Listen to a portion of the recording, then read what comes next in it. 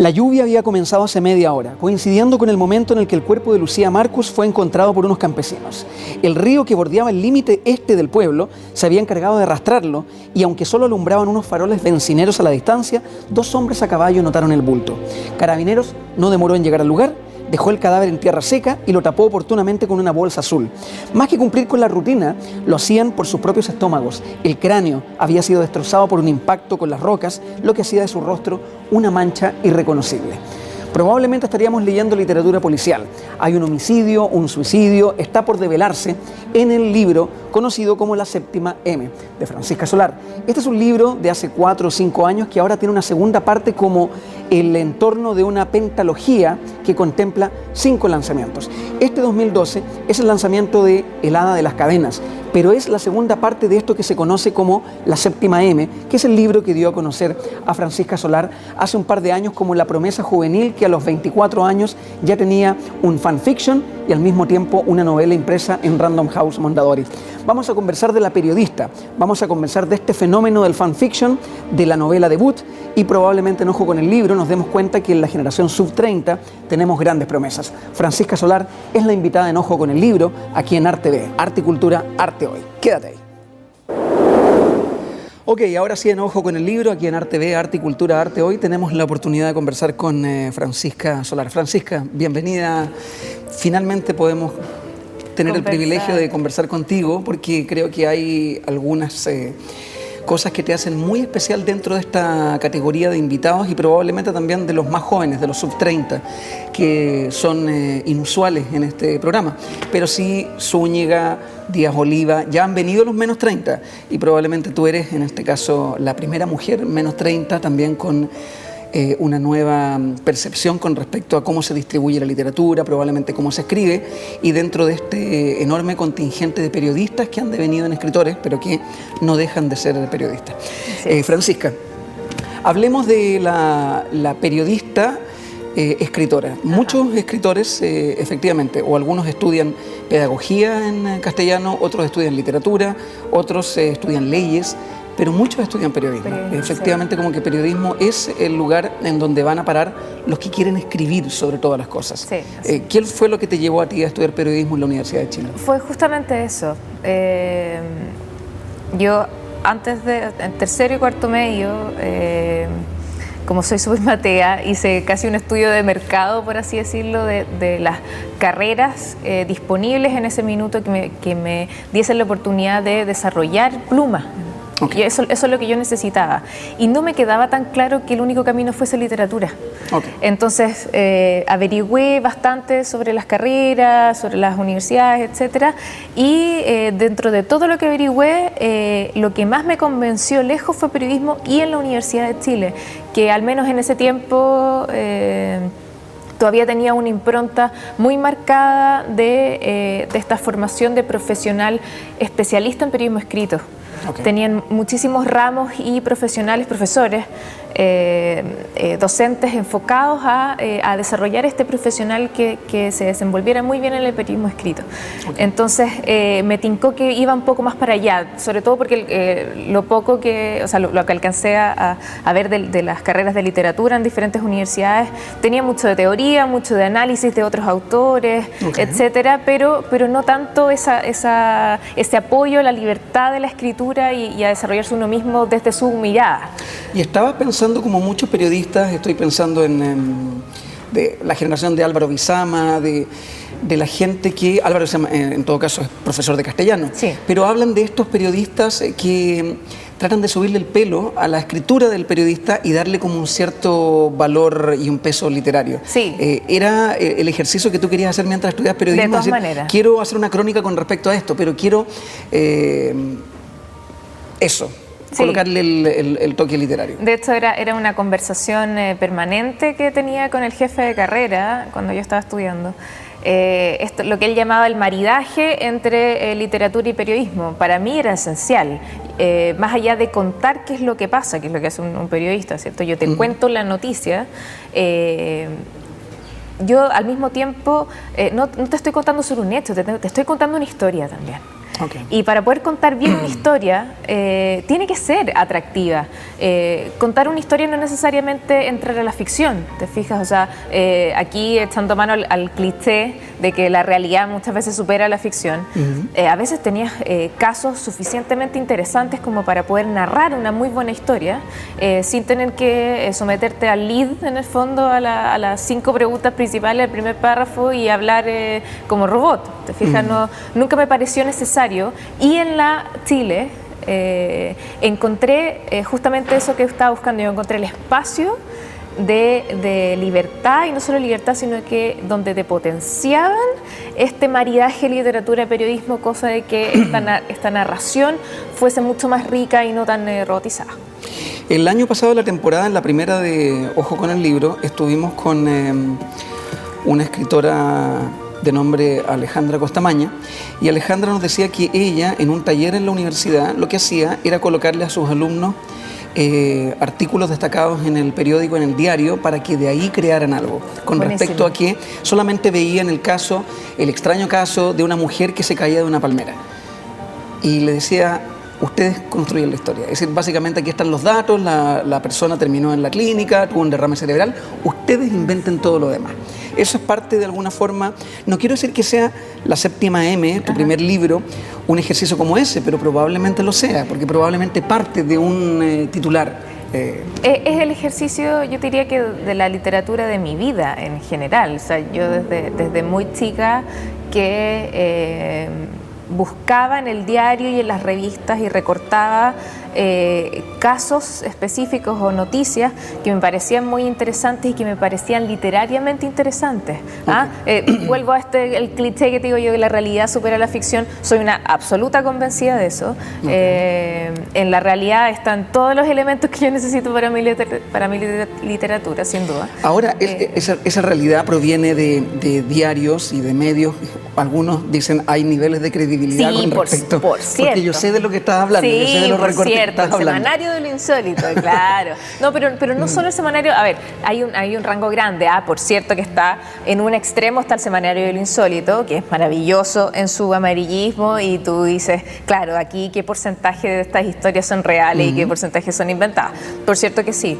Pero también tienes a diarios o revistas connotadas muy serias, claro, que ponen en la nota miscelánea del día, así de este porte chiquitito, el tipo que salió en velero de su casa el 56 y apareció el 75. Al otro lado del mundo sin acordarse de nada, y nunca se supo qué pasó en esos 20 años, ¿te fijas? O sea, sucede. No es que el Lancepo, por ejemplo, yendo a cosas más burdas, gente que ve a sus familiares muertos, fantasmas en sus casas o en otros lugares, pasa todos los días, y no es necesario que el semanario del insólito lo diga como para desconocer esa realidad, porque es una realidad. La gente dice que le pasa. ¿Ya? Entonces, por eso te digo que la realidad es muy rica en todos esos elementos que a mí me gustan mucho, y es cosa de mirar nomás, observar, hacer este trabajo periodístico de observar, de buscar, de reportear, y al final todos esos datos están ahí. Hay que juntarlos y hacer una buena historia, ¿no? La escritura del fanfiction tuyo, el más conocido, en donde haces una especie de, no eco, de hecho es como un homenaje al mismo tiempo, es un tributo a uno de los libros de la saga de Harry Potter.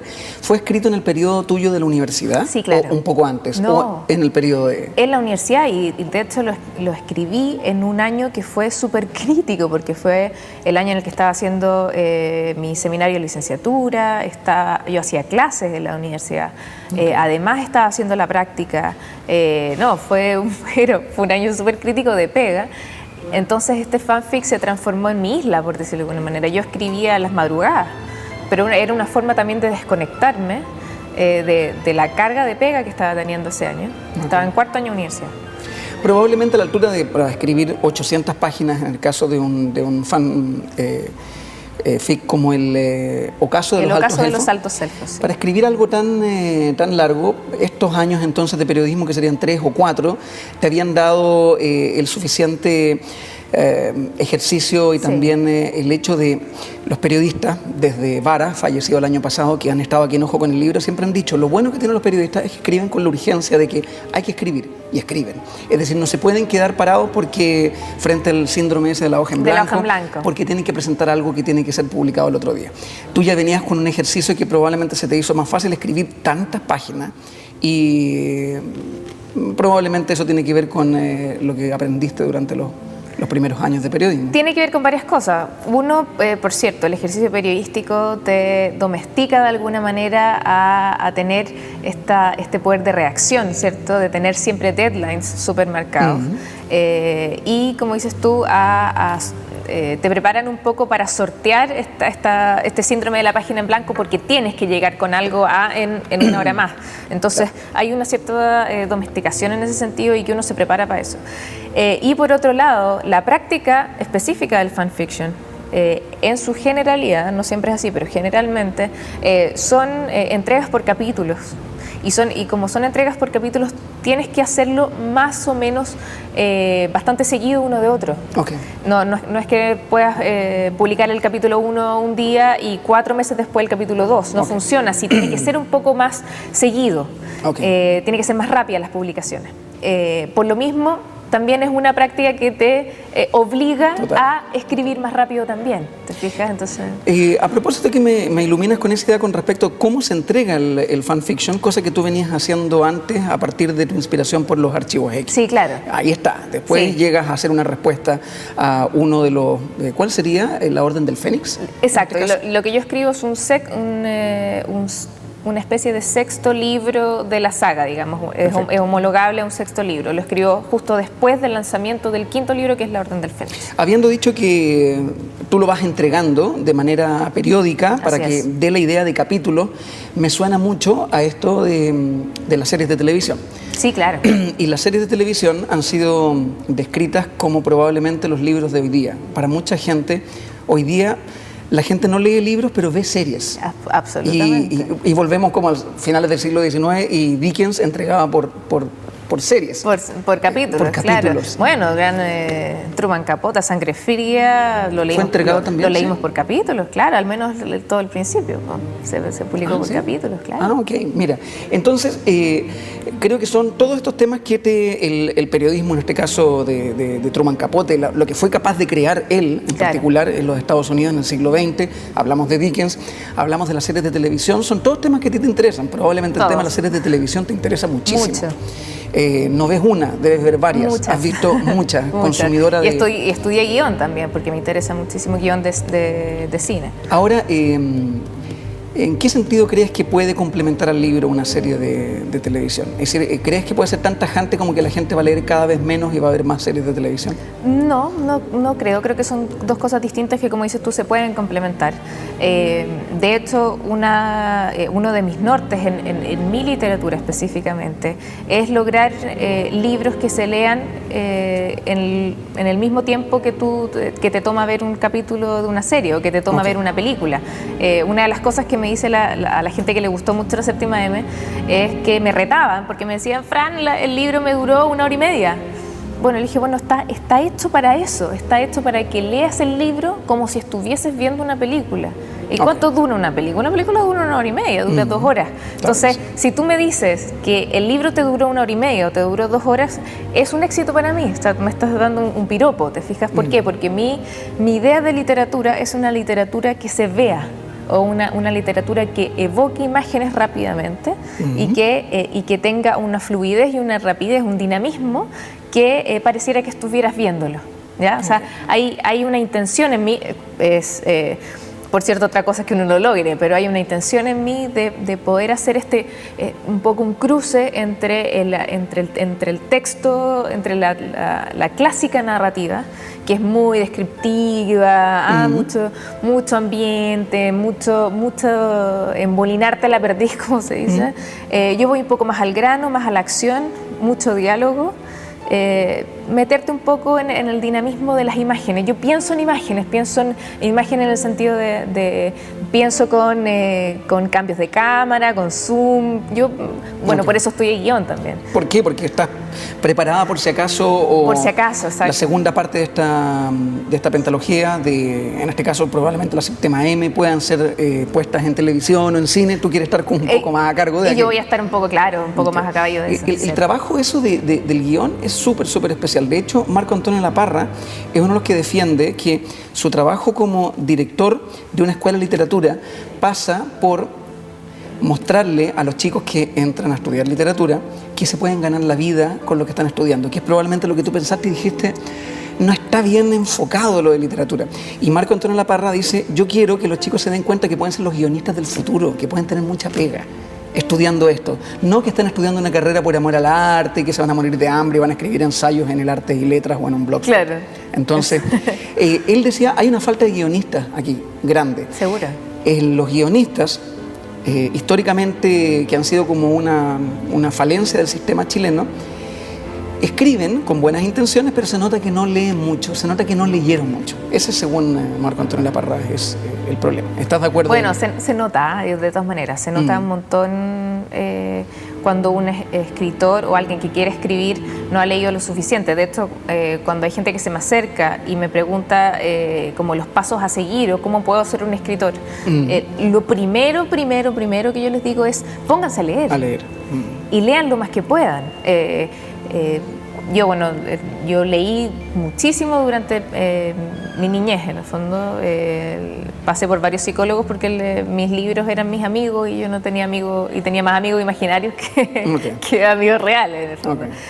Pero por cierto, que más allá de la anécdota tragicómica, hoy día es algo a lo que puedo echar mano, porque es tanto el bagaje literario que tengo que obviamente es muy distinto el acercamiento que yo tengo a la literatura que alguien que no ha leído. ¿Te fijas? Claro, yo creo que, por cierto, hay que partir por ahí, hay que partir por leer, porque la cabeza, uno engrana ahí las piezas de otra manera cuando uno tiene un bagaje literario un poco mayor. Yo tengo una visión muy distinta a la clásica latinoamericana, donde el narrador es muy importante, te fijas, la voz en off, por así decirlo. En ocasión puede ser omnisciente. Omnisciente, claro. Casi siempre, te fijas, el narrador es una figura muy preponderante, quizá más que los mismos protagonistas. Yo, en mi literatura, es justamente la otra vereda. Yo no existo. Yo te cuento a ti, lector, lo que mis personajes están haciendo. Okay. Pero yo estoy como por aquí, y voy contigo caminando, contándote lo que va pasando, pero yo soy casi un narrador testigo. Okay. ¿Te fijas? No tengo mucha más incidencia, y si la tuviera no te lo voy a contar. O sea, yo como narrador no tomo protagonismo, sino que trato de darle a la historia y a los personajes el protagonismo que realmente merecen. Entonces tomo un poco palco. Okay. En ese sentido. Y por lo mismo, siento, por supuesto, que tengo todavía mucho camino por desarrollar en la pulcritud del diálogo, de que sea todavía más fluido, todavía más verosímil, todavía más interesante, todavía más rico, etcétera. Para mí el diálogo es lo más importante en mi literatura, por cierto. Okay. ¿Y cómo entonces esta creadora de mundos, en este caso vamos a entrar a este libro llamado La Séptima M, testigo, viendo desde un palco, se va enamorando y encariñando de estos tres personajes, que son los que están acá y los que están en tu segunda novela, de la cual vamos a hablar, que está en el formato digital. ¿Cómo te has hecho amiga de estos personajes como tan entrañables y tan queribles? Yo imaginé La Séptima M como si fuese una película o como si fuese una serie de televisión. Entonces yo estaba viendo la serie.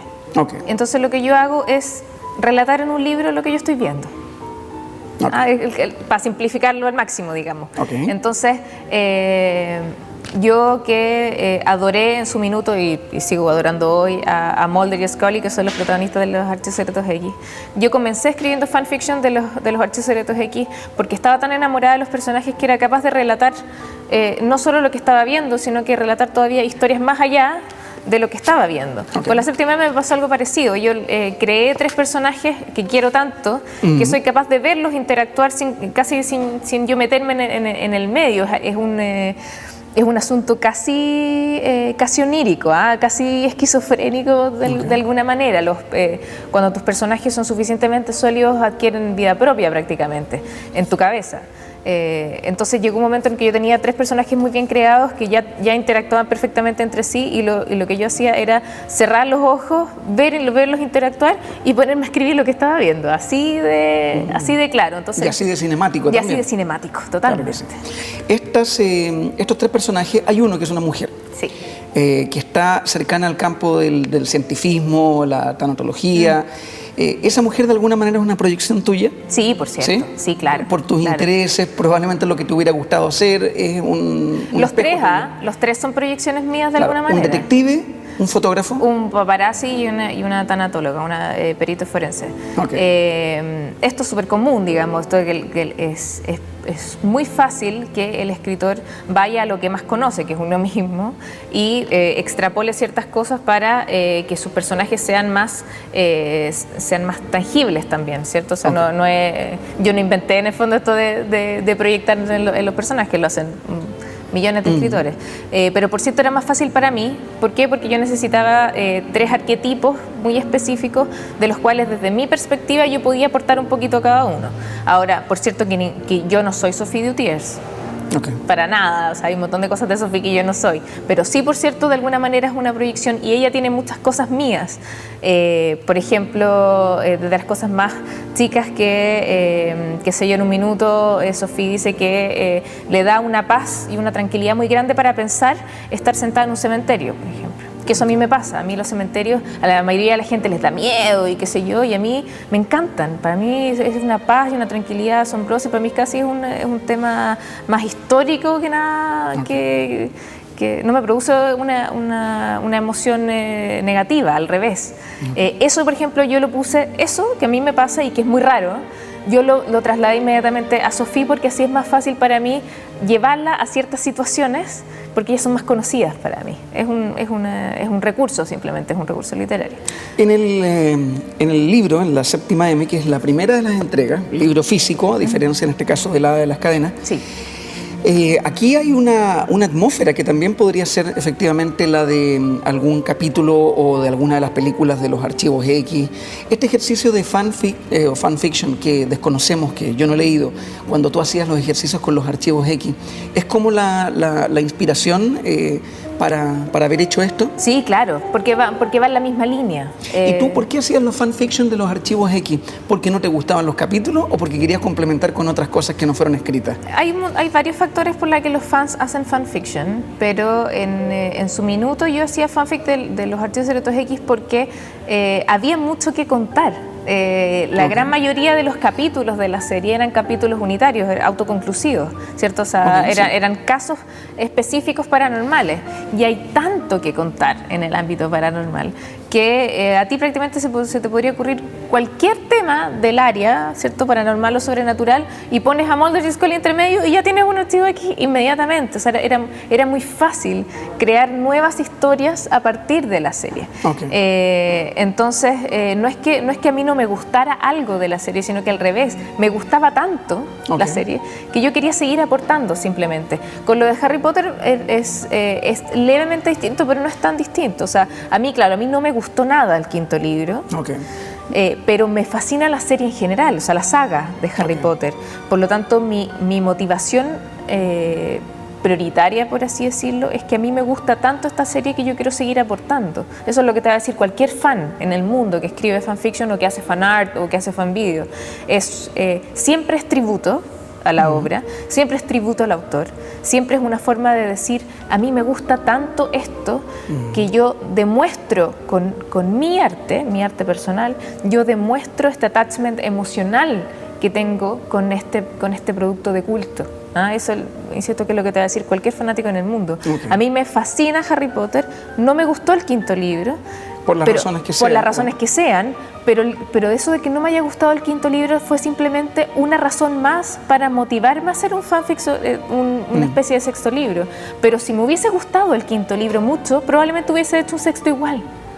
¿Te fijas? La motivación generalmente no es negativa, es al revés, es absolutamente positiva, es el amor la pasión por este objeto de culto, producto, serie, libro, lo que sea, es lo que te motiva a seguir aportando a este universo en el que va muchísimo más allá del autor y la obra, porque ese universo lo construyen al final el espectador, el oyente, el lector. Recién mencionaste fan video, fan art. Fan art. ¿Son nuevas respuestas para...? No tienen nada de nuevas. Son exactamente, se desarrollaron a la par que el fanfiction. Solo que hay al parecer bastante menos gente que dibuja o que ilustra, que es el fan art. Hay gente que escribe, o al parecer es más fácil hacer textos sobre algo que hacer dibujos. Simplemente no tuvo la misma vitrina, pero por cierto partieron en épocas bastante similares y trabajos de fanart, hay trabajos maravillosos, profesionales, pulcros de fanart. O sea, dignos de cualquier ilustrador realmente profesional. O sea, va más allá del campo amateur que podría tener, por ejemplo, el fanfiction. Ok, vamos a volver hablando en este Ojo con el libro del Hada de las Cadenas, que es el nuevo libro y también la plataforma que lo soporta, que en este caso sería un libro, ¿cómo se dice? ¿Libro digital? Un libro electrónico. Un libro electrónico, creo que es más adecuado. Y por supuesto, dentro de la cocinería de Francisca Solar, vamos a ir efectivamente a las cosas que a ella como lectora la inspiraron y obviamente cuál fue su experiencia como, en este caso, una lectora compulsiva, como estos ejemplares que de alguna forma define Marco Antonio Laparra en su libro Para qué leer. Estamos desde la Biblioteca de Santiago, aquí de Diván, en este Ojo con el libro, en Arte, Cultura, Arte Hoy. Ya volvemos con Francisca Solar aquí en Ojo con el libro.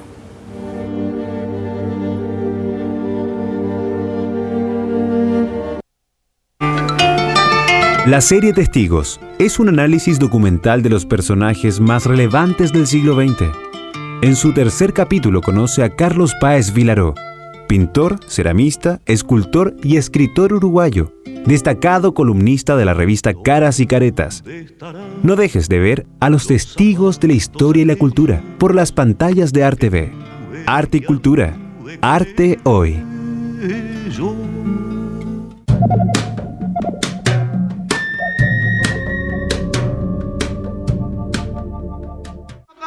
Esta semana en el Cine Club, presentado por el Cine Arte Alameda, verás la película La Manzana, un film iraní que relata el encuentro de dos gemelas con el mundo exterior tras permanecer encerradas por su padre durante años. Un clásico reciente del cine arte del Medio Oriente, solo aquí en RTV. Arte y Cultura. Arte Hoy.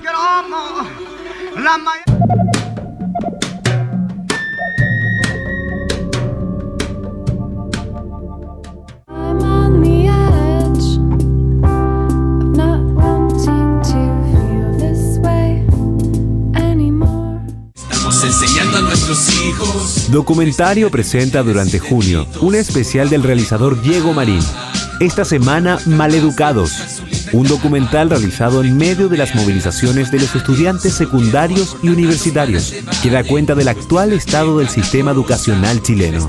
Y enseguida, Toma la calle, un relato sobre la crisis económica y de representatividad política que provocó que salieran a las calles miles de personas en todo el territorio español. Es documentario en las pantallas de RTV. Arte y Cultura.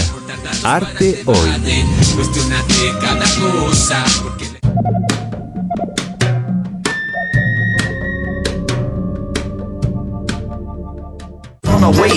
The neighboring nation craving the taste of this great innovation. Pain termination with the brain stimulation and raising the stakes with the naked. A una de las grandes escritoras de todos los tiempos de la literatura mexicana. Es una de las escritoras más importantes de México y de América Latina. Un nuevo estreno en Mujeres, Artes y Letras. Ángeles Mastreta, autora del libro Mujeres de Ojos Grandes. Una de las escritoras de mayor prestigio en México e Hispanoamérica, quien ha marcado a varias generaciones por sus inolvidables cuentos y novelas.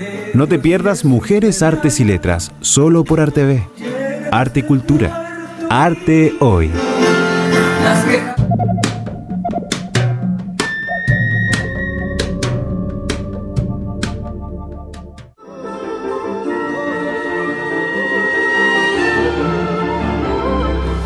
Ya no tengo un libro en mis manos. Tengo de hecho un teléfono móvil, un teléfono inteligente y que es efectivamente, de acuerdo a Francisca Solar, el formato del libro del futuro.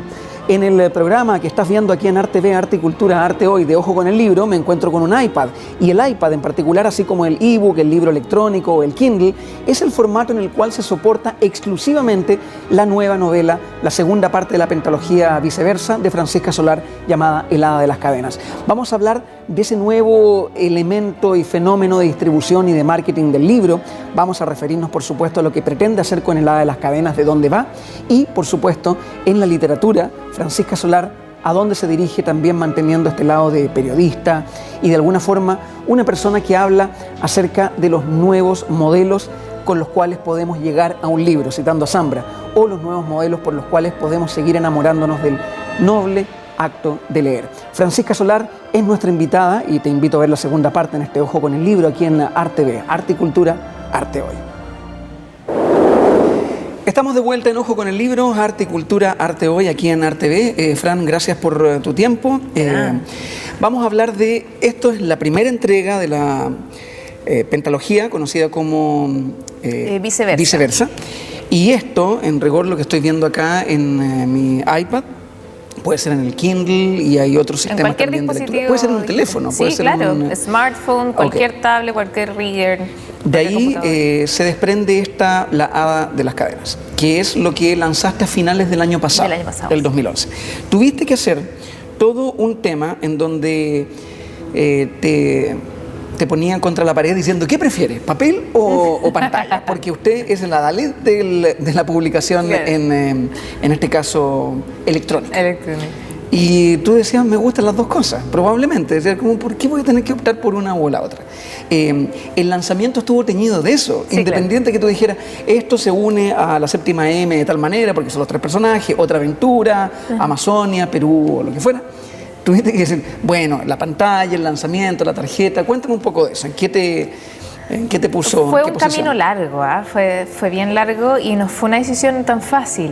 Yo vengo del mundo digital, yo empecé ahí, yo empecé, claro, en internet. O sea, yo de alguna manera voy como al revés de los cristianos. La mayoría de la gente, de los escritores, comienza, por supuesto, en el papel, en talleres literarios y qué sé yo, y pasa rápidamente, si eres suficientemente bueno, pasas inmediatamente a una editorial que te imprime y etcétera.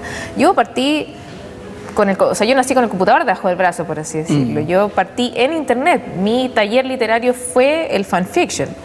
Entonces yo comencé con muchos lectores virtuales en un terreno virtual digital donde el acceso era muy rápido, muy fácil, gratis, donde tuve un público rápidamente hispano promedio, no chileno. Okay.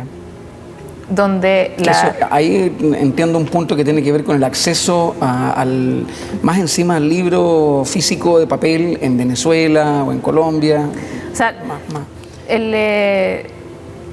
escribiendo este fanfic, teniendo miles de lectores y sobre todo muchos más lectores fuera de mi país que dentro, voy después al papel, firmo con Random House, lanzo mi primera novela, que por cierto tuvo una distribución como te lo puede ofrecer una transnacional como Random House. O sea, tuvo su lanzamiento en Alemania, lanzamiento simultáneo España-México, se publicó en 14 países, está en 4 idiomas, es decir, tuvo una distribución como lo tiene un bestseller, etcétera. O sea, yo en ese sentido no me puedo quejar.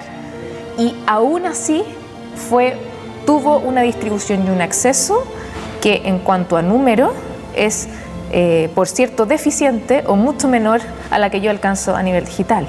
Claro que sí. Y sola, además. Claro. Ni siquiera con una empresa. El proceso de la demora, porque debe haber sido el 2008, así estamos hablando fácilmente hace 3 años, de la demora del lanzamiento de la Hada de las Cadenas, sí. Pasa justamente porque hubo todo un rearreglar las piezas. Es sí, decir, claro, esto va a ser de otra manera, sí, tenemos que, el plan original nos vamos a bajar de aquel, porque pasó harto tiempo. A mí me da la impresión de que tú en el 2008-2009 tenías listo el libro. Sí. Y eso fue hace 3 años. El libro, te digo más, el libro estaba listo desde el 2007. Ok. Claro, pero listo como escrito. Escrito, yeah, listo. El tema es que, como dices tú, yo tuve que reordenar mucho mis piezas porque como te digo, a pesar de todos los pros y todo lo bueno y todos los beneficios que tuvo el lanzamiento de la séptima M, y lo agradecía, por cierto, que estoy con Random House y etcétera, sí, como yo venía de un mundo que era distinto, yo quizá tenía esa expectativa y no la logré. Y me di cuenta que el libro en papel, por más que me encanta, yo soy muy fan de la sensualidad de la lectura, al mismo tiempo para mí es prioridad el acceso. Por cierto que sí. Para mí es prioridad que me lean, más que me compren, por ejemplo, que ahí hay una dicotomía que no son necesariamente lo mismo. Entonces me di cuenta que el libro en papel es tremendamente engorroso de distribuir. Cuando uno ya está dentro te das cuenta de todas las limitaciones, los obstáculos, la burocracia, etcétera, que el tema que derechos y no sé qué, pues imagínate que yo firmé con Random House España, por lo tanto ellos que se mueven el dedo chico y dicen este libro tiene que estar aquí y aquí y acá. Claro que sí. Y aún así se demoró muchísimo tiempo en llegar a un montón de lugares. Como yo ya venía de un mundo digital donde es muy fácil acceder a mí, yo tenía lectores en un montón de partes del mundo que me decían, Fran, ¿cómo consigo tu libro? Aquí no lo dice que lo traen, pero en verdad no lo traen. Yo hablando con la editorial, me dicen, no, si llega la próxima semana a Uruguay. Y resulta que en verdad llegó como 4 meses después, etcétera. Es decir, me fui dando cuenta de todos los obstáculos inherentes al libro en papel, porque la cadena es muy larga para que un libro llegue efectivamente a la librería. Que no se condice con la facilidad de acceso que tiene lo digital. Entonces dije, bueno, ¿cuál es mi prioridad en realidad? ¿Tener un empaste súper bonito? Mi prioridad es que mi libro se venda a 15 lucas, o mi prioridad es que me lean. Y por cierto que mi prioridad es que me lean. Que es una situación bastante análoga a la del músico. El músico también, desde hace 5 o 7 años, está en ese predicamento también. Es decir, ¿cómo hago para colocarle el precio a la música que tengo? ¿Por cuánto tiempo entrego gratuitamente la descarga digital? Básicamente, esto atiende, a diferencia de las editoriales, las grandes editoriales, que es difícil que se caigan tan de golpe porque todavía siguen siendo unos monstruos. No, por cierto a diferencia de las compañías discográficas que están mucho más golpeadas. Es decir, las compañías discográficas de verdad les cambiaron el... Si tú me preguntas, yo creo que las editoriales van exactamente por el mismo camino. Van por el mismo camino. El tema es que la literatura se subió a esta micro bastante más tarde, por eso es que todavía no lo vemos. Claro. Y por cierto que esta transición hacia lo digital se va a demorar un buen rato más, eso sin duda.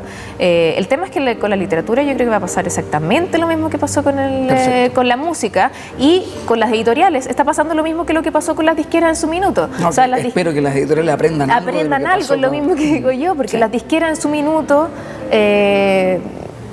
totalmente en desmedro del MP3, en el momento de Napster deberían haberlo visto. Exacto, y haber dicho, subámonos a esto en vez de... No, pero si esto es algo pasajero, no, pero si lo digital no va a durar nada, oye, pero si el MP3, no, ¿qué es eso? Casi que es un regalito para los grupos o solistas independientes que nunca van a llegar a una disquera. Para ellos es como, para ellos el MP3, y nadie más lo va a considerar. Esa era la mentalidad de las disqueras en su minuto, y mira dónde están ahora, ¿te fijas?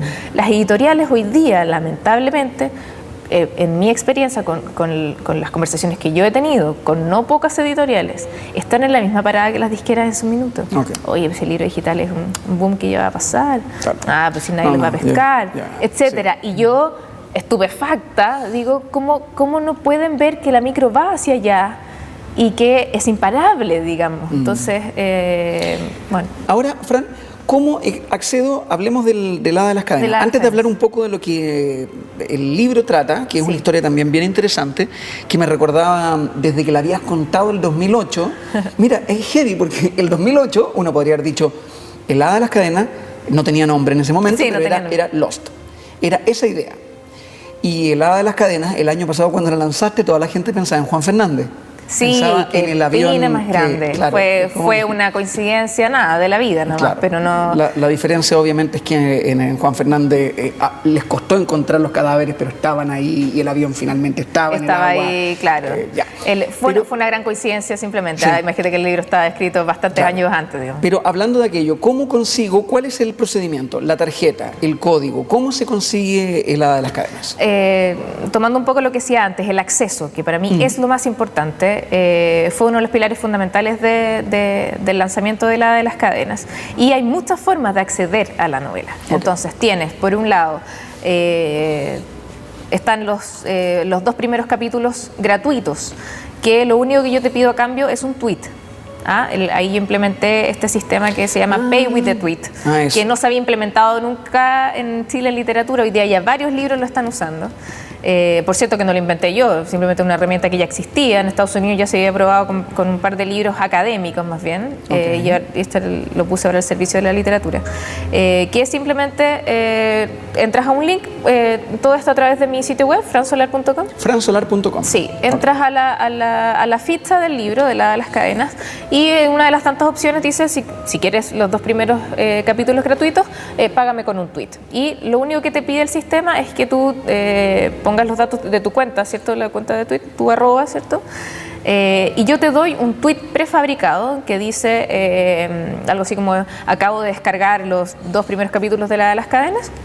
Tú tienes que aceptar simplemente que vas a publicar ese tweet en tu timeline, e inmediatamente con ese tweet publicado el sistema lo reconoce y descarga los 2 primeros capítulos a tu computador, a tu smartphone, a tu tablet, donde lo estés descargando. Y ahí puedes leer los 2 capítulos gratuitamente. Ya, hablemos del libro completo. El libro completo se puede comprar en todos los retails más importantes: Amazon, Barnes & Noble, iBookstore, el Read Store de Sony, en eBooks Patagonia. En los retails ahí encuentras el código. Ahí encuentras, no, el código solamente de las tarjetas. El libro electrónico se compra como cualquier otro Como- libro. ya, O sea, tú entras al catálogo, por ejemplo, de Amazon, entras al catálogo del libro de Amazon, pones el Hada de las Cadenas, te va a aparecer inmediatamente, y tienes 2 posibilidades. Uno, si tienes tu cuenta de Amazon ya, tienes la posibilidad de comprar a un clic.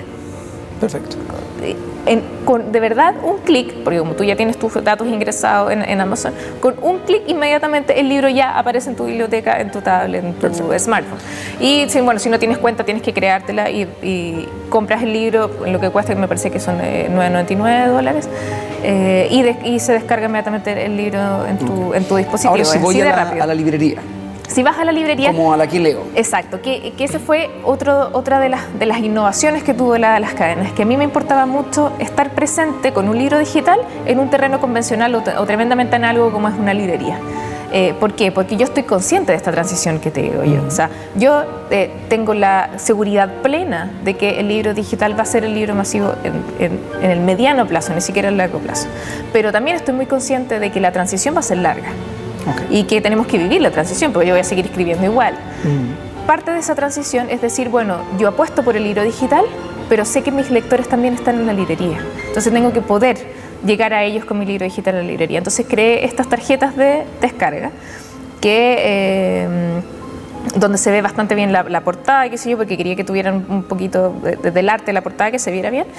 Y tal como una tarjeta de prepago de celular, tiene un código raspable en el que tú entras a mi sitio web, fransolar.com, ingresas el código y descargas inmediatamente la novela. Perfecto. Y al mismo tiempo, otra forma de acceso es arrendar el libro, porque eso también fue una novedad.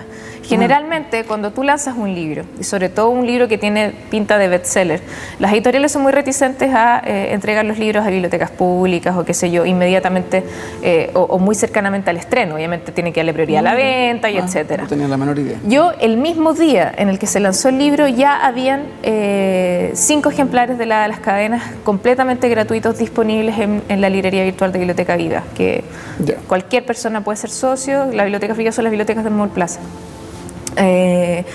Tú te haces socio de la biblioteca y ellos tienen un catálogo virtual que ya está bastante poblado, cada vez tienen más títulos. Ya, eso es prestar, arrendar. Y eso es arrendar el libro. A ti te lo prestan, me parece que son 10 días. Y tú arriendas ese libro gratuitamente y ya el mismo día en el que se puso a la venta, tú ya lo podías conseguir gratis a través de Biblioteca.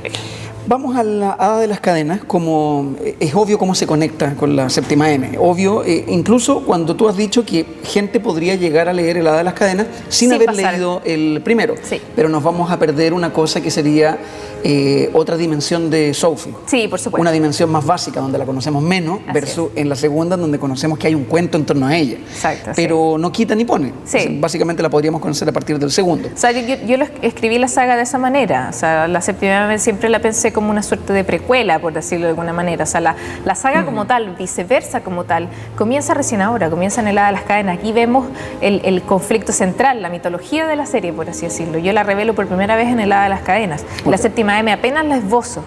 De hecho, viceversa, como saga, recién yo respondo en el Hada de las Cadenas por qué se llama viceversa, por qué esta saga existe. Eso es justamente lo que te iba a preguntar.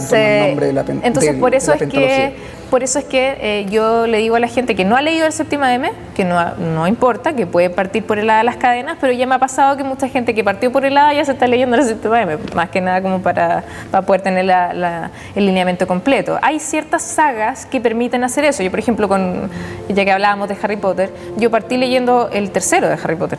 Ok. Y no había problema. Y no había ningún problema. Meter en el mundo. Me pude meter rápidamente, por cierto que me perdí muchas cosas, pero apenas terminé de leer el tercero, como me quedé como con ese gustillo, leí el primero y el segundo, ¿te fijas? Pero pude ingresar rápidamente en el tercero. Hay algunas sagas que te lo permiten, otras no.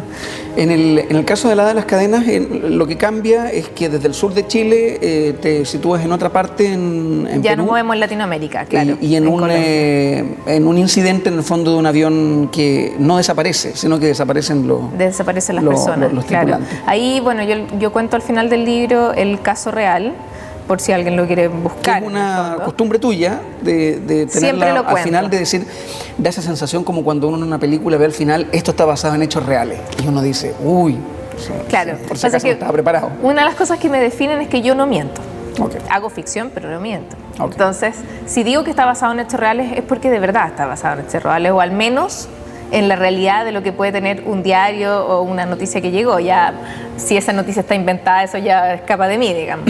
Pero yo siempre al final, que lo voy a hacer con los 5 tomos de esta pentalogía, siempre voy a contar al final el caso real en el que me basé, porque hay mucha gente a la que le interesa saber, quiere buscar la publicación de ese año, de ese minuto, quiere saber. Entonces, el Hada de las Cadenas está basado en un hecho real de un avión en los 80, una avioneta pequeña que se accidenta en una zona amazónica de Perú, donde encuentran rápidamente el fuselaje, que estaba bastante entero. O sea, el accidente no fue tan fuerte, pero nunca encontraron a ninguno de los pasajeros. Okay. Y estaban las maletas, estaban de hecho los asientos con los cinturones de seguridad puestos, etcétera, y nunca encontraron rastros, ni pisadas, ni sangre, ni nada. La gente simplemente desapareció. Okay. Obviamente la teoría que más se expandió fue la de la abducción, ¿cierto? Porque la abducción extraterrestre es la forma más limpia de secuestrar a alguien, en el fondo, porque no deja rastro. Claro. Pero por supuesto que nunca se llegó a nada y ese caso quedó abierto. Al final esa abducción también ha sido un tema de la gente que está más en los Estados Unidos relacionados con el cristianismo y eso. Ellos piensan en este momento del rapto, del rapture, que también sucede de esa manera. Claro. Desaparecen nomás. Sí, de golpe. Exacto. Quedó independiente de lo extraterrestre y sobrenatural, cuando uno termina de leer el Hada de las Cadenas, uno entiende exactamente qué fue. Estos 3 van a hacer su misión y te dan respuestas. A ver, eso es una muy buena pregunta. No dan respuestas, okay, pero dan opciones, que es lo que yo creo que es lo más importante. Una de las cosas que más me preocupa es mostrarle a la gente que el terreno de lo paranormal es más común de lo que la gente cree, o es más común de lo que tú crees, está más vinculado a tu normalidad de lo que tú crees. Pero yo no tengo la verdad de la vida. Yo creo en algo particular, o yo puedo decir, ¿sabes qué? Este caso, aquí pasó esto, pero eso es mi visión, puedes que tú tengas otra. Entonces lo que yo voy a hacer como autor a través de mis personajes es decirte, podría haber pasado esto o esto, ¿qué crees tú? O sea, yo te doy la opción a ti como lector de que tú saques la conclusión que tú quieras, porque yo te pongo todo sobre la mesa, te pongo todas las experiencias sobre las pistas y etcétera, la visión que tiene Sofía, la visión que tiene Marco, que por cierto son muy distintas, la visión que tiene Cal, y a través de ellos tú te identificas con quien tú quieras y tú sacas la conclusión que tú quieras. Hasta al final yo nunca resuelvo el caso como tal, resuelvo algunas cosas, lo importante. O sea, por cierto que claro, que si alguien se pierde lo van a encontrar o qué sé yo. Lo policial, entre comillas, por cierto que se resuelve. Okay. Pero la parte paranormal, que es lo que a mí más me interesa, lo dejo, por cierto, abierto porque depende mucho del lector. Ok. Ahora, nosotros podríamos decir que la Séptima M y esta entrega electrónica de El Hada de las Cadenas fueron escritas en un tiempo... calendario muy cercano. Sí. Probablemente tú los ves ahora los dos escritos, no es que los releas, sino que los ves y dices, no hay grandes diferencias en torno a la narración, a cómo manejé los personajes. Probablemente eso se empieza a notar en la tercera entrega, sí, en donde tú digas, wow, efectivamente estoy escribiendo mejor, estoy dándole también otra profundidad a los personajes. ¿Esto va a seguir en la tercera entrega con estos 3 personajes? Con los mismos 3. En otro caso, los 5 tomos son 5 casos distintos en 5 partes del mundo. Y así como el 2008 tú ya estabas hablando, no del nombre, pero si estabas hablando del caso que te convocaba, tú no puedes hoy día, el 2012, hablar de en qué ambiente se mueven los personajes. Sí, ya tengo la mitad del libro listo ya. Solamente para dar una pincelada. Una pincelada, nos vamos un poquito más lejos, nos vamos a Inglaterra, y esto ya tiene que ver como con algunos animales mitológicos o animales fantásticos que son parte de muchas culturas. Que tiene que ver también con un pueblo particular que creen tener un animal específico que tiene características fantásticas en el fondo. O sea, tiene que ver con eso. Lo que yo hago con los 5 tomos de la pentalogía es pasar dentro de todo lo que yo he reporteado y qué sé yo, paso por 5 grandes temas que a mí me parecen muy atractivos y que no son tan tocados en la literatura, que tiene que ver como con lo paranormal o con lo sobrenatural, porque está muy, muy trillado el extraterrestre, el fantasma. Yo tomé otras historias que están dentro de este gran terreno de la paranormalidad, pero que no se tocan tanto. Okay. La telequinesis, ¿cierto? El manejo de las mentes en la Séptima M, en El Hada de las Cadenas voy más allá como a las leyendas ya más indígenas, que tiene que ver como con otras cosas. Bueno, la viceversa en su transversalidad tiene que ver con los ángeles, que ese es mi rollo en el fondo, y que eso es viceversa, que así haciendo como una gran conclusión de la saga, lo que yo hago con viceversa es decir, bueno, estamos llenos de literatura y de cine y de series que tienen que ver con ángeles caídos, con ángeles que vienen a la tierra y que quieren ser humanos. Okay. Y digo, bueno, pero ¿qué pasa con el camino contrario? ¿Qué pasa si un humano quiere ser ángel? ¿Se puede? Okay. De ahí viceversa. Okay. Sí, espejo, totalmente. Solamente para el cierre, 2 preguntas muy cortas. Una tiene que ver con, ¿ya le puedes colocar fechas a todas estas otras 3 entregas después de haber resuelto el problema de cómo distribuirla? Yo creo que sí. Okay. Mi idea es lanzar el 3er tomo a fin de año, pero va a depender de un par de otros estrenos que tengo, porque no quiero que se me junten. Tengo varios otros estrenos, tengo una novela infantil que estrenar, tengo otro libro infantil más pequeño, tengo el reestreno de la Séptima M en forma digital que viene con varios bonus tracks. Entonces no se me pueden juntar varios estrenos, por lo tanto ahí tengo que ver, pero el 3er tomo, por cierto, va a estar listo a fin de año, por lo tanto ahí tengo que ver cuándo lo estreno, pero eso va a ser luego.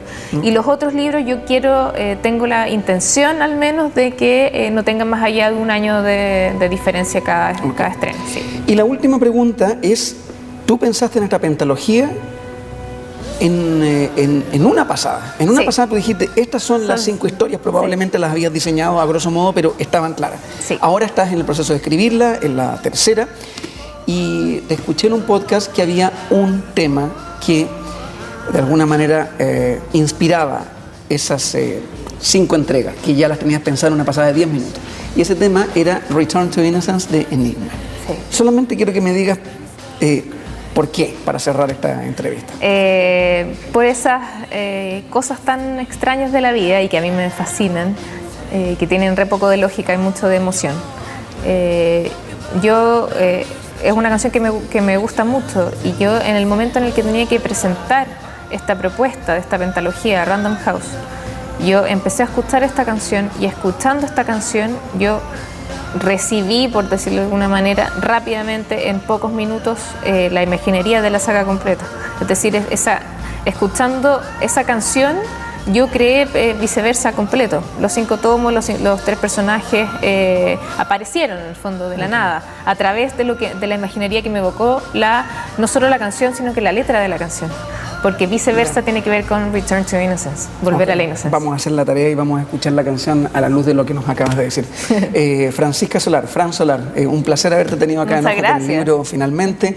Otra, de alguna manera, generadora de estos contenidos de la generación sub-30, pero al mismo tiempo que tiene algo que ver con lo que ha pasado en la literatura en Chile estos últimos 5 o 10 años, con gente vueltas locas por las utopías, las ucronías, la ciencia ficción, el terror, todo este tipo de ambientes en los cuales Fran, de alguna forma también, que hay que darle todo el crédito que se merece, se ha manejado como una pista también bien paralela y muy parada en ella misma. Es decir, yo soy Fran Solar y probablemente no hay muchos casos parecidos al tuyo, y ojalá que los empiecen a ver, inspirados justamente en tu experiencia. Fran, te quiero agradecer nuevamente haber parado en Ojo con el Libro. Muchas gracias. Será hasta la próxima aquí en Arte B, Arte y Cultura, Arte Hoy. Estamos, como lo estaban de alguna forma sintiendo, en una biblioteca muy particular. Esto es prácticamente una terraza dentro de la Biblioteca de Santiago, ubicada ahí cerca de Matucana 100, en el barrio, en el casco histórico del centro de Santiago, cerca de Estación Central.